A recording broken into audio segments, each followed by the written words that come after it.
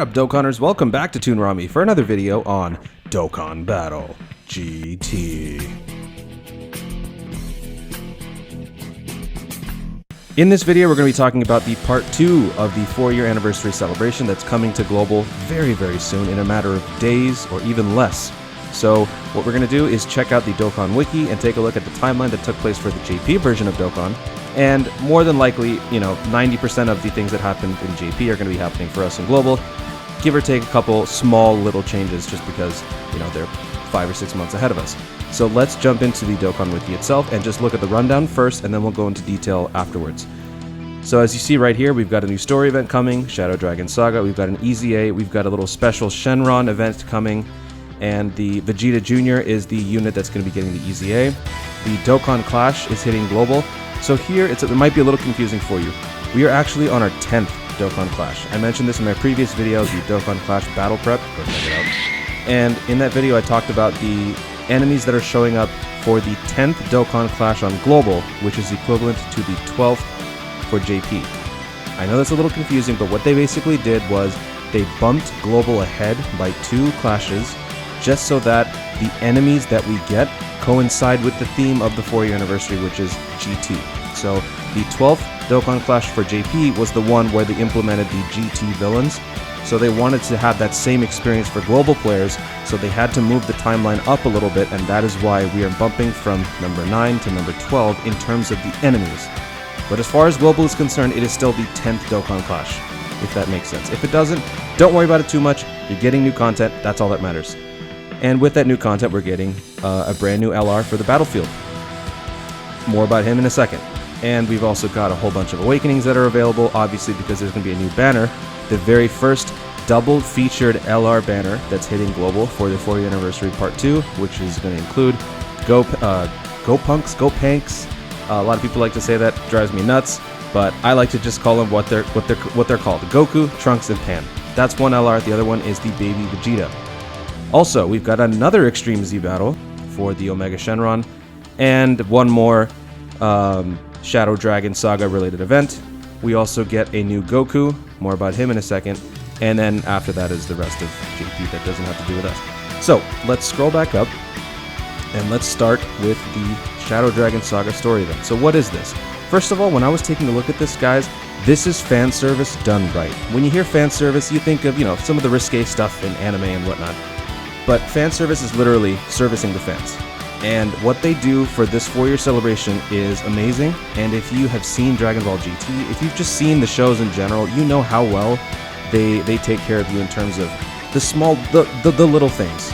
And you'll see that in a minute. So here, this is the first of the events. This one will get you the EZA-able Vegeta Jr. So you basically have to beat a 12-stage event, after which you'll get a Vegeta. He is a free rainbow unit, so you can get all of his orbs and all of his drops all in one level. The more Shadow Dragon Saga units that you have, the better. There you go. That's pretty straightforward. After which you can do the EZA. You have to use Goku's family. That's his weakness, so if you manage to pull that LR Goku Super Saiyan 4, this will be great for you. If you didn't, you actually have other options. You've got this Super Saiyan 2 Goku Angel. He's a Goku's family leader. You've also got this Kaioken Goku Tech. He is also a Goku's family leader. There are more options, so don't freak out if you didn't get the Super Saiyan 4 Goku. It's not a big deal. It really isn't. This guy is a physical unit, so his weaknesses are strength-based. So if you don't have the AGL one, you can use the 1000 Day Goku. He's a strength, and he's in the Goku's family. So there are other options. Don't freak out. So after that EZA, we've got... Well, actually, let's just take a look at the EZA itself. So this is him pre-EZA. He's, just a basic, mediocre, physical type leader. Ki +2, 30% across the board. Supreme damage. Attack and defense plus 40% at the start of the turn, plus an additional attack plus 40 for 4 turns after receiving an attack. Not that great for a unit. But after he gets his Extreme Z Awakening, he becomes a very, very, very good unit because he becomes the next strongest Hybrid Saiyans category lead. Before this, we only had the Strength Ultimate Gohan, who was the unquestioned leader of Hybrid Saiyans, and we also had a free-to-play Gohan Kid riding Icarus. he gave you a Hybrid Saiyans plus Ki plus 2, and I think attack and defense plus 30, something terrible. So this is now your second really solid leader unit for the Hybrid Saiyans, which is fantastic. Ki plus 3 for Hybrid Saiyans, 77% across the board. He still retains that mediocre leader skill, but that also, I mean, it's nice to have that. His super attack now gets upgraded to raising defense for 1 turn and causing supreme damage, and then his passive also gets a huge upgrade, attack and defense plus 60% at the start of the turn, plus an additional Ki plus 2 and attack plus 50% for 5 turns after receiving an attack. So, you touch him once, you'll pay for it. That's the bottom line. So he's great. Definitely do the EZA, free stones, free upgrade for free-to-play Rainbow. Fantastic. So here is what I mean by fan service. This is Wish Upon a Shenron. So this is a very, very exclusive special event that's going to be happening for 7 days. Actually, I don't know if it's happening for 7 days alone, but you basically have to do this over the span of 7 days. So for 7 days, you will be gathering Dragon Balls. What that means is you'll be doing an event each and every day. Once you finish all 7 days, and once you quote unquote gather all 7 Dragon Balls, what's really cool is that this unlocks the Universal Crisis Birth of the Shadow Dragons event by summoning Black Smoke Shenron. So this is what I mean by fan service. If you've seen Dragon Ball GT, what happens in the show, our heroes are basically abusing the Dragon Balls over and over and over, wishing for various things, where may be noble, sometimes they're very superficial or shallow, but the point is, they have been abusing this right, this privilege that has been given to them, and ultimately, the Dragon Balls can no longer handle the abuse, and they crack, and the Black Smoke Shenron comes out, and this whole Shadow Dragon arc is based on the fact that the Dragon Balls are overused, and then the heroes have to face each Dragon Ball reincarnated into a dark Shenron, which is an awesome, awesome premise. So that's what's happening here. For 7 days, you're gathering the Dragon Balls, you're then going to assemble them all, use them, and you'll summon this Black Smoke Shenron, triggering the actual event, Universal Crisis Birth of the Shadow Dragons, in which case, you then fight 7 dragons, just like you gathered 7 Dragon Balls. So you fight Haze Shenron, Rage Shenron, Oceanus, Naturon, Nova, Ice, and Sin Shenron. And each of these fights have different conditions. Stage 1, you have to have a Gyro on your team. Stage 2, the boss nullifies all energy-based attacks, super attacks. The boss can only be defeated with super attacks in Stage 3, etc., etc. So they're really leaning into the show and what happened in the show, which I absolutely love. I think that's really, really cool that they're doing this, and they're handling it in a very classy way. It's not challenging, it's more entertaining, and it's more about appreciating, the origins of this arc and where all this stuff came from. And I think it's fantastic. So once you beat this portion of the event, once you defeat all the Shadow Dragons, once you defeat Sin Shenron, this is not Omega Shenron, by the way, this is Sin Shenron. After you defeat Sin Shenron, as what happened in the show, he becomes Omega Shenron, and that becomes another huge fight. So here in Dokkan, clearing all the stage unlocks the Extreme Z battle, the true strongest Shadow Dragon, Omega Shenron. Pretty cool, right? So then you fight Omega Shenron. Now this isn't your standard Extreme Z battle. This is not a 30 battle sequence. This goes on for quite some time. Each fight you do, you will gain this Goku unit, and you will ultimately get enough to fully rainbow him. You'll get 14 copies of this Goku, along with his medals that are needed to Extreme Z awaken him. So let's take a look quickly at the Goku. Before he Extreme Z awakens, he's just a run-of-the-mill leader. I'm not going to go into detail. His attack raises defense for 1 turn and causes supreme damage to the enemy. Attack and defense plus 7% per Ki sphere obtained. Ki plus 1 and attack plus 10% in addition for every rainbow Ki sphere obtained. Once you EZA him, he becomes a Shadow Dragon Saga leader. This is another awesome one because this is the second leader for the category. Just like Hybrid Saiyans, the Shadow Dragon Saga category only had 1 leader. That was Omega Shenron.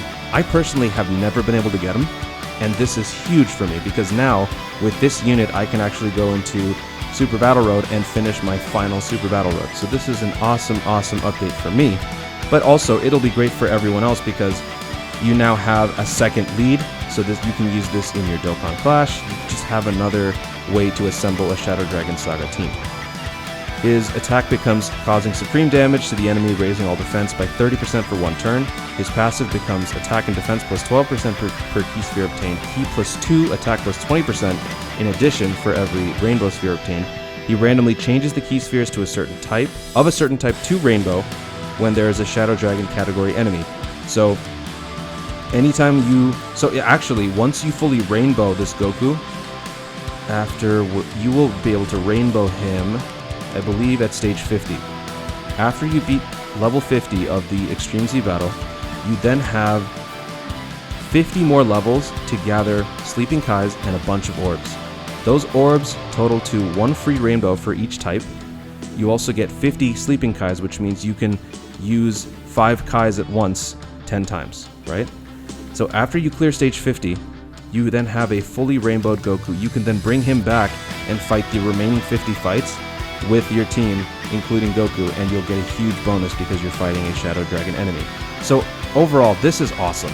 This part will probably be challenging, the challenging part, because after stage 50, trying to go to 100, trying to go to 999, that stuff's going to be difficult. But the fact that they're taking the time to really, tie this into the show and the way the show ran, it's really beautiful, and I really appreciate that. And that's what an anniversary is about, commemorating, coming up to this point, celebrating the fact that you've reached such a milestone with, the very thing that got you here, Dragon Ball, right? This is absolutely fantastic. I'm so excited for this. So there's your Goku. After that, let's take a look. So this is the virtual Dokkan Clash. I mentioned in my previous video, this will be the one that's hitting global. I mentioned it would be hitting in the weekend, so I was a little off by that. It should probably be out in a day or two, along with everything else. If that's not the case, it might come out during the weekend. We'll see. The following weekend. So if you want more details on these enemies, check out my previous video. I go in depth about who we're facing. And the battlefield has a new member in the shop. His name is Uub, and he is a free LR, and he costs 250,000 battle memory. But let's go over his stats just to see if he's worth all that currency. He is a Resurrected Warriors category lead, key plus 3, 100% across the board. His super attacks cause colossal damage to the enemy and lowers attack, and then his ultra super causes mega colossal damage to the enemy and lowers attack. His passive skill, he raises his key up to 6 and attack and defense by up to 90%. The more HP remaining, the greater the stat boost. And he fuses with Fat Boo when the conditions are met. What are the conditions? He will fuse with Mr. Boo when his HP is 40% or less, just like in the show. I mean, not the 40% exactly, but in Dragon Ball GT, when Baby Vegeta, pre-ape Baby Vegeta, was fighting Uub got his butt kicked. And Fat Boo was evacuating with Hercule, but then Boo sensed that Uub needed some help because he was getting destroyed. And so Fat Boo said goodbye to Hercule. He went back to Uub and he said, something tells me that we need to be together. So he basically assimilates himself into Uub. They transform and become Majub. And that is one of my favorite, I think that is my favorite moment in GT pre-Super Saiyan 4, because I've always liked Uub. And when he turns into Majub, I love that so much. And he looks amazing. He looked amazing in the show, and he looks amazing here. So when he transforms into Majub, his attacks are pretty much the same, except his Mega Colossal attack will now greatly decrease the attack. He recovers 40% once only, I believe, upon transformation. Attack and defense plus 100% at the start of the turn. Randomly changes key spheres to a certain type, to rainbow, and gets an additional key plus 2 per rainbow sphere obtained. So overall, pretty good. Now here's the thing. He costs quite a bit of battlefield memory, right? And he is not a farmable, he doesn't have a farmable super, and even if he did, he's an LR, so the odds are pretty low. Given the fact that Global has now moved forward to Dokkan Clashes, it is possible that the arrival of the LR Mecha Frieza and King Cold duo might actually be hitting Global a little sooner than expected. So with that in mind, you might want to consider possibly not getting Uub right now if you're more into that LR instead of this one. Because if you've got Tech Broly, if you've got Int Golden Frieza, you've already got 2 Resurrected Warrior category leaders.